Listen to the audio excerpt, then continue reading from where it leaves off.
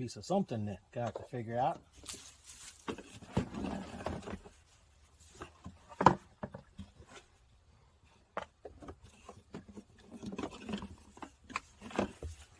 And the tank is out. So let me pause this and I'll take it someplace where I can work on it a little bit easier. Okay, as you can see, we're back on my favorite glass top table here to work on. First thing I do is going to take out the fuel gauge because it's not working.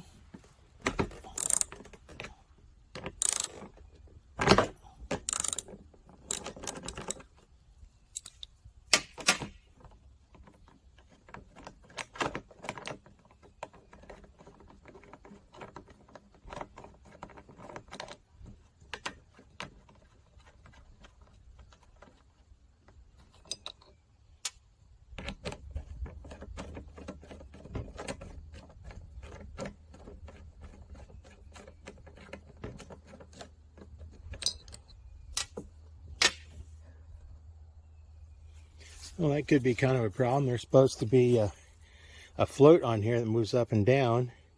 I don't know if you can see it in there. Probably can't, but the bottom of the gauge, there's a little square hole in there that you can turn, and as the float moves up and down.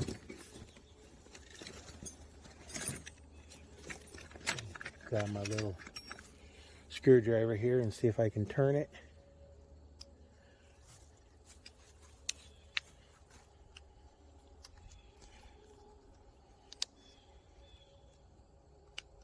I don't know if you can see it moving, but it moves as you turn this piece down in there. So there's pieces fell inside of there, and I'm going to have to take a look and see if I can find them pieces and dig them out.